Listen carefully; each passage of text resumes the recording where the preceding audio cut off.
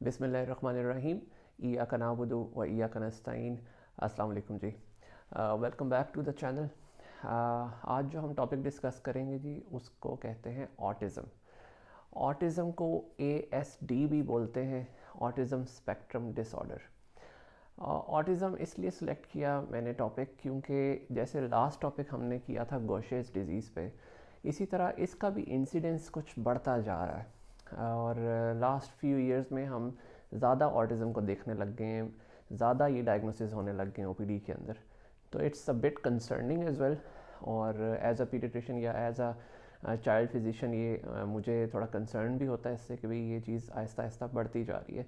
May be हमने बच्चों को अच्छा समझना शुरू कर लिया है, मे बी साइंस ज़्यादा तरक्की करने लग गई है, रिसर्च हो गई है, तो हम सिम्टम्स को कैटेगराइज करने लग गए हैं, ऐसा भी हो सकता है। और लेकिन लास्ट 16-17 ईयर्स में it was rare to diagnose autism या रेयर टू सी ये स्पेक्ट्रम जो था ऑटिज़म का, लेकिन रिसेंट फ्यू इयर्स में बढ़ते जा रहे हैं इंसिडेंट्स। अब ऑटिज़म जो है basically it's not a mental illness, basically ये एक डेवलपमेंटल डिसऑर्डर है, और डेवलपमेंटल डिसऑर्डर है specially in communication skills, social interaction, इसमें प्रॉब्लम आती है। ब्रेन के अंदर कुछ डिफरेंसेस आते हैं जिसकी वजह से बच्चे इंटरेक्ट करने में प्रॉब्लम फील करते हैं, और साइंस को इसका कोई एग्जैक्ट कॉज नहीं समझ आई अभी तक कि भाई एग्जैक्टली क्यों ऐसा होता है। लेकिन जैसे जैसे साइंस रिसर्च करती जा रही है इस टॉपिक के ऊपर, तो कुछ सर्टेन लेवल पे जीन्स पे म्यूटेशंस पता लग रही हैं, और ये जीन्स की म्यूटेशंस की वजह से ब्रेन के अंदर सेल मेम्ब्रेन्स में डिफरेंसेस, सेरिब्रल कॉर्टेक्स में डिफरेंसेस, और एक एग्रेसिव बिहेवियर, एजिटेशन, इरिटेबिलिटी, समझने में मसला, बोलने में मसला, ये आता जा रहा है। तो जेनेटिक प्री डिस्पोजिशन बिल्कुल है, यानी कि it's could be a hereditary cause कि ये पेरेंट्स में से ट्रांसफ़र हो रही है या ये फैमिलीज़ में रन कर रही है, लेकिन एग्जैक्टली 100% हम नहीं कह सकते। देर आर लाइक 46%, 50%, 60% चांसेस कि ये फैमिलीज़ में ही रन करती है। अगर किसी फैमिली में ऑटिज़म है तो there will be more chances के और ऑफ स्प्रिंग्स में भी ऑटिज़म आ सकता है। इसी तरह बॉयज़ में ज़्यादा है, गर्ल्स में कम है, और प्री टर्म्स बेबीज़ में भी कुछ चांस होता है लेटर ऑन डेवलप होने का। It's mostly picked up between 18 months to 24 months of as.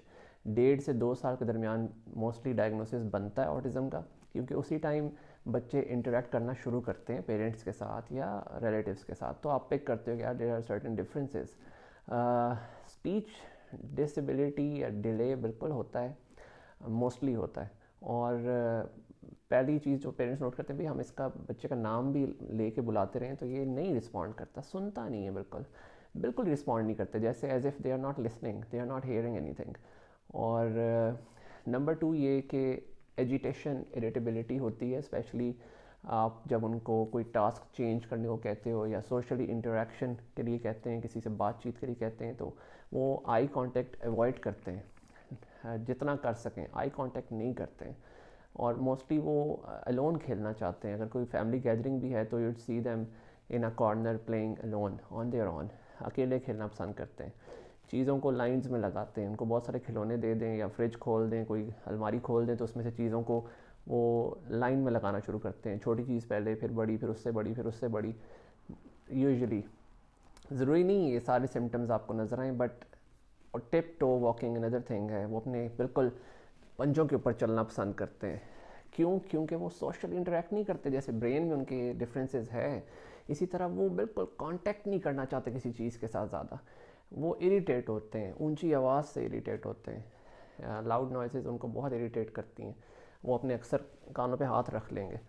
और इसी तरह जब पाँव पूरा ज़मीन के साथ लगता है तो वो ये कांटेक्ट नहीं चाहते, वो बिल्कुल पंजों पे चलना पसंद करते हैं, इवन 4-4, 5-5 साल के हो के भी।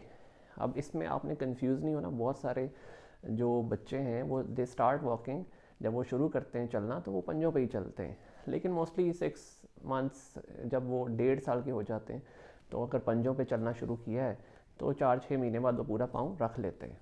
लेकिन ऑटिज़म में हम कभी कभार ये देख सकते हैं कि ये 4 साल 5 साल के हो के भी पाँव अपना नीचे ज़मीन पर नहीं रखना चाहते। अच्छा, अब इसमें ये सिम्टम्स तो बहुत सारे हैं, लेकिन उसमें कुछ लेवल्स हैं। जैसे ASD आप ऑटिज़म स्पेक्ट्रम डिसऑर्डर का लेवल 1, लेवल 2, लेवल 3 पे कैटेगराइज कर सकते हैं।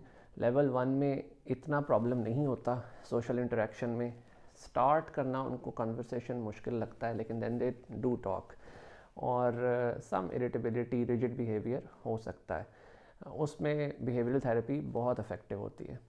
नंबर 2, जब लेवल 2 आ जाता है तो उसमें थोड़ी सी इरिटेबिलिटी, एग्रेसिवनेस थोड़ा सा बढ़ जाती है बिहेवियर में, और they even walk away in the mid of conversation, के वो बातचीत के दौरान ही वो बात छोड़ के चले जाएंगे, दे डोंट केयर। और अगर आप उनको टास्क चेंज करने का कहेंगे, अगर कोई चीज़ वो गेम खेल रहे हो उसको छोड़ के कुछ और की तरफ कहेंगे आने को, तो वो बहुत एग्रेसिव उसका रिस्पॉन्स देते हैं, उनको मुश्किल लगता है टास्क चेंज करना। और उसको थोड़ी इसमें उनको हेल्प की ज़रूरत भी होती है लेवल 2 पे, जैसे रीडिंग स्किल्स के ऊपर हेल्प चाहिए होती है, स्कूल में सेट होने के लिए हेल्प चाहिए होती है। और level 3 is the most aggressive, जो जब आप पहुंचते हैं लेवल 3 पे, उसमें बहुत एग्रेसिव बिहेवियर है, रॉकिंग या स्पिनिंग मूवमेंट, रेपिटेटिव बिहेवियर, कोई एक चीज़ अपनी मूव करते रहेंगे उसी तरह रेपिटेटिव बिहेवियर करते रहेंगे। और टास्क चेंज करना बहुत मुश्किल लगता है, इवन उनको कोई चीज़ उनसे ले लें या उनको कुछ मना करें तो they would be very aggressive, even रोना शुरू कर देंगे बहुत ज़्यादा, और एक कॉर्नर की तरफ देखना शुरू कर देंगे, नाराज़ हो जाएंगे, आई कांटेक्ट नहीं करेंगे। और ये चीज़ लेवल 3 पे आती है। तो ये डिफरेंट लेवल्स हैं जो जैसे जैसे साइंस, मतलब दिस इज़ अ टॉपिक जिसको साइंस खुद भी अभी पूरी तरह समझने से अभी तक वो कासिर है, और डेली इस पर रिसर्च, नई से नई रिसर्च होती है। अच्छा, इसमें अब ऐसा अगर हो गया, ये सारे सिम्टम्स हो गए, कॉज हमें एज सच 100% इटियोलॉजी नहीं पता, but there are some genetic causes, और अब हमने इसमें क्या, इसका ट्रीटमेंट क्या हो सकता है।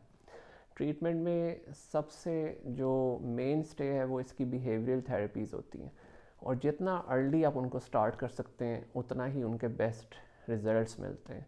मतलब 2 से 6 साल के दरमियान अगर आप स्टार्ट कर लेते हैं तो this would be very good in prognosis. Behavioural therapy, speech therapy, ये मेन स्टे होगा। और 2 से 6 साल के दरमियान ये टाइम पीरियड होता है कि इस दौरान अगर स्टार्ट हो जाए तो बहुत अच्छी बात है। अच्छा, अब बिहेवियरल थेरेपी तो चाइल्ड साइकोलॉजिस्ट, चाइल्ड साइकेट्रिस्ट, ये लोग करवाते हैं, सेशंस लेते हैं, और उससे फ़र्क भी पड़ता है। लेटेस्ट क्या है इसमें, लेटेस्ट इसमें एक बड़ी इस टाइम रिसर्च चल रही है, एक ड्रग है सोरामिन के नाम से, SURAMIN, और उसका जनाब कहा जा रहा है कि अ सिंगल IV डोज सोरामिन की कोर सिम्टम्स को वो बहुत हद तक कम कर जाती है। कोर सिम्टम्स से मेरी मुराद है irritability, aggressive behaviour, repetitive behaviour, और रिजिड बिहेवियर, ना सुनना बात, कंसंट्रेशन स्पैन, इन सब चीज़ों को बहुत हद तक वो कवर करती है। लेकिन ये कोई अभी FDA अप्रूव्ड या किसी भी ड्रग अथॉरिटी से अप्रूव्ड मेडिसिन तो नहीं है ऑफिशियली, तो इट्स नॉट रिकमेंडेड नाउ।